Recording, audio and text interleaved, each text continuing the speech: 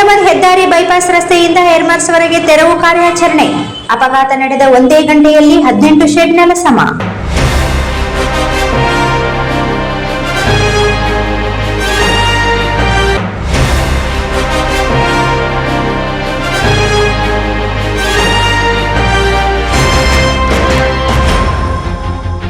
ರಾಯಚೂರು ಹೈದರಾಬಾದ್ ರಾಷ್ಟ್ರೀಯ ಹೆದ್ದಾರಿಯ ಬೈಪಾಸ್ನಿಂದ ಏರ್ಮಾರ್ಸ್ ವರೆಗಿನ ರಸ್ತೆಯ ಎರಡೂ ಬದಿ ಹಾಕಲಾದ ಶೆಡ್ಗಳನ್ನು ನಿನ್ನೆ ತೆರವುಗೊಳಿಸಲಾಗಿದೆ.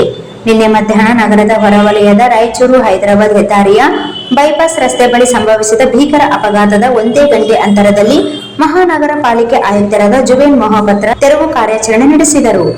ರಾಷ್ಟ್ರೀಯ ಹೆದ್ದಾರಿಯಲ್ಲಿ ಅನಧಿಕೃತವಾಗಿ ವ್ಯಾಪಾರ ವಹಿವಾಟು ನಡೆಸುತ್ತಿದ್ದ ಈ ಶೆಡ್ಗಳನ್ನು ಅಪಘಾತ ಸಂಭವಿಸಿದ ಕೇವಲ ಒಂದೇ ಗಂಟೆಯಲ್ಲಿ ನೆಲಸಮಗೊಳಿಸಲಾಗಿದೆ. ರಾಯಚೂರಿನ ಬೈಪಾಸ್ ರಸ್ತೆ ಹಾಗೂ ನಗರದಿಂದ ಶಕ್ತಿನಗರ ಈ ರಸ್ತೆ ಸದಾ ಸಂಚಾರದಿಂದ ತುಂಬಿರುತ್ತದೆ. ಬೈಪಾಸ್ ರಸ್ತೆಯಿಂದ ಏರ್ಮಾರ್ಸ್ ವರೆಗೆ ಈ ರಸ್ತೆಯ ಎರಡು ಬದಿ ಶೆಡ್ ನಿರ್ಮಿಸಿ ವ್ಯಾಪಾರ ವಹಿವಾಟು ನಡೆಸುತ್ತಿರುವುದರಿಂದ ಸಂಚಾರ ಅಸ್ತವ್ಯಸ್ತಕ್ಕೆ ಕಾರಣವಾಗಿತ್ತು. ಬೈಪಾಸ್ ರಸ್ತೆ ಬಳಿ ನಿನ್ನೆ ಸಂಭವಿಸಿದ ಅಪಘಾತದಲ್ಲಿ ತಂದೆ ಮಗನ ಸಾವಿಗೆ ಇಲ್ಲಿಯ ಟ್ರಾಫಿಕ್ ಒಂದು ಕಾರಣ ಎನ್ನುವ ಮನವರಿಕೆಯಿಂದ ಮಹಾನಗರ ಪಾಲಿಕೆ ಆಯುಕ್ತರಾದ ಜುಬಿನ್ ಮೊಹಪತ್ರ ಅವರು ತಕ್ಷಣ ತೆರವುಗೊಳಿಸುವಂತೆ ಆದೇಶಿಸಿದ್ದರು.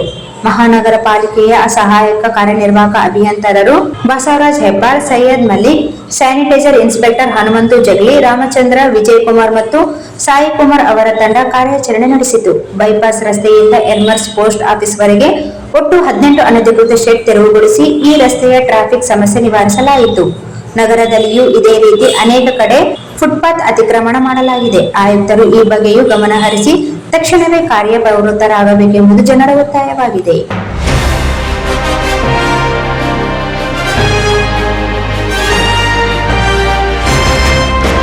इस वीडियो को लाइक करें, हमारे चैनल को सब्सक्राइब करें और बेल आइकन जरूर प्रेस करें हमारी न्यू वीडियो सबसे पहले देखने के लिए।